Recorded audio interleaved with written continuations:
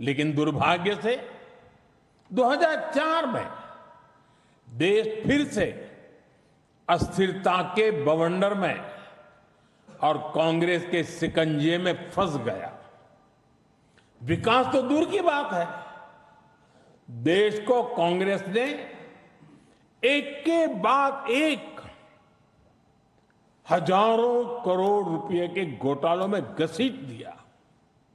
साथियों,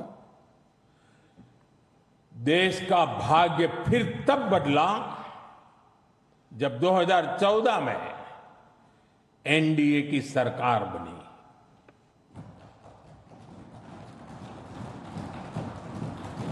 देश ने देखा कि जब नियत, नीति और निर्णय तीनों एक साथ काम करते हैं तो विकास की गति कैसी होती है।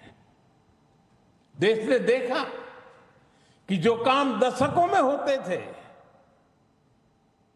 वो काम महीनों में होने लगे।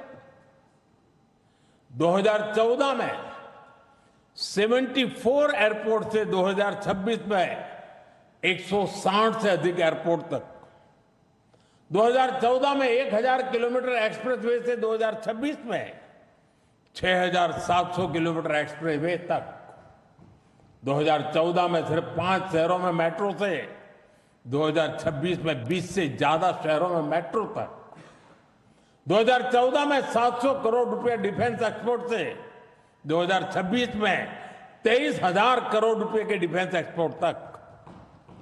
देश ने बहुत लंबी यात्रा तय की है।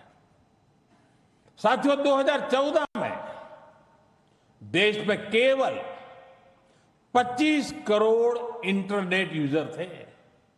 आज 100 करोड़ से अधिक यूजर इंटरनेट से जुड़े हैं। 2014 में डिजिटल पेमेंट्स ना के बराबर थे। आज भारत डिजिटल ट्रांजैक्शन में नंबर 1 देश है।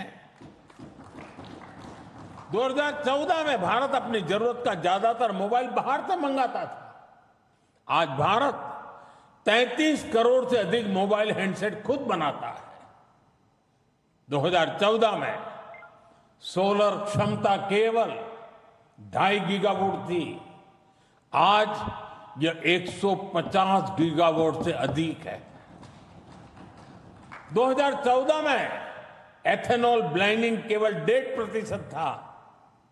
आज यह 20% तक पहुंच चुकी है। 2014 में देश की एक भी सेमीकंडक्टर यूनिट नहीं थी।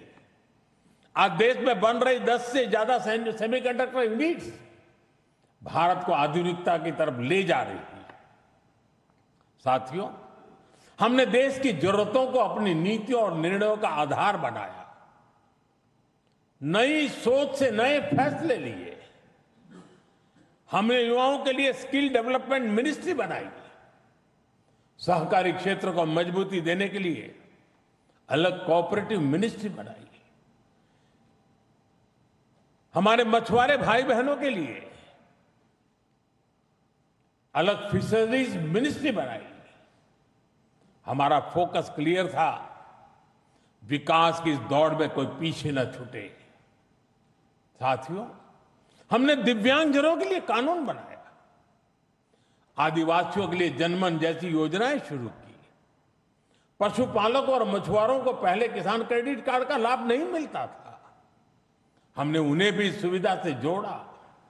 और इतना ही नहीं, हमारी सरकार ने रेहड़ी पटरी वालों को भी स्वनिधि क्रेडिट कार्ड की सुविधा दी।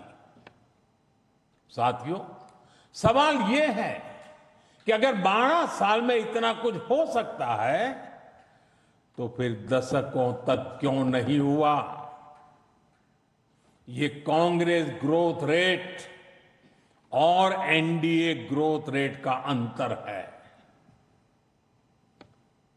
एक व्यवस्था लोगों को इंतजार कराती थी। आज की व्यवस्था परिणाम दिखाती है। एक व्यवस्था काम अटकाती भटकाती थी। आज की व्यवस्था कहती है काम अभी होगा, समय पर होगा और बड़े पैमाने पर होगा। और इसलिए साथियों, 2014 से 2026 की कहानी केवल आंकड़ों की कहानी नहीं है। यह उस भारत की कहानी है जिसने पहली बार अपनी पूरी क्षमता के साथ दौड़ना शुरू किया है। वो भारत जो बड़े लक्ष्य तय कर रहा है और इन लक्ष्यों की प्राप्ति के लिए जी तोड़ मेहनत कर रहा है। साथियों, एनडीए के 12 वर्षों की उपलब्धियों की एक और विशेषता है। हमें ये उपलब्धियां वैश्विक अस्थिरता और अशांति के दौर में हासिल हुई है। एक स्थिर सरकार होने का लाभ क्या होता है, ये बार बार इस दौर ने साबित किया है। कोरोना के समय को हम कभी नहीं भूल सकते, जब हर तरफ हाहाकार मचा था, लेकिन भारत उस हालात को मुकाबला करते हुए भी सफलता से आगे बढ़ा। साथियों, दुनिया के बड़े बड़े देशों की अर्थव्यवस्थाएं संघर्ष कर रही है, तब भी 2025-26 में भारत ने 7.7% की ग्रोथ रेट हासिल की है।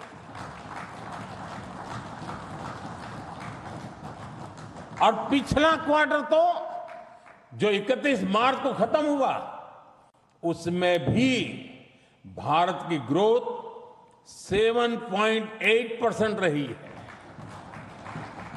ये सफलता इतनी आसान नहीं है दोस्तों। हम फ्रेजाइल 5 के कटघरे से बाहर निकलकर आज दुनिया की तेज गति से आगे बढ़ने वाली अर्थव्यवस्था बन चुके हैं। साथियों, कल के विकसित भारत की गारंटी है आज का आकांक्षी भारत। आकांक्षी भारत के गर्भ में विकसित भारत पल रहा है।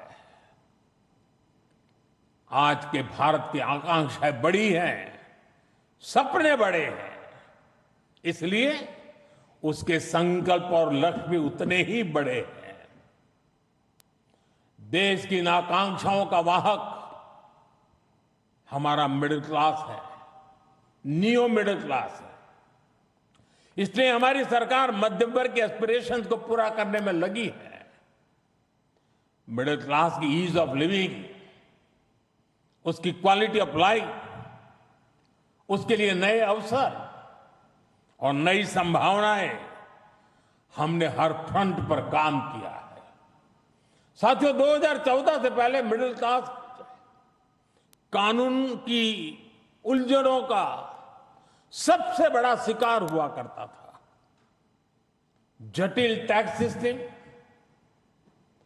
आमदनी के सीमित स्रोत और टैक्स का बड़ा बोझ, खराब गवर्नेंस की मार, ये सब सामान्य मानवीय के लिए डेली लाइफ की चुनौती होती थी। लेकिन हमने मिडिल क्लास की परेशानियों को समझा, हमने मिडिल क्लास की आकांक्षाओं को समझा और इसलिए आज 12 लाख रुपए तक की आमदनी पूरी तरह से टैक्स फ्री है।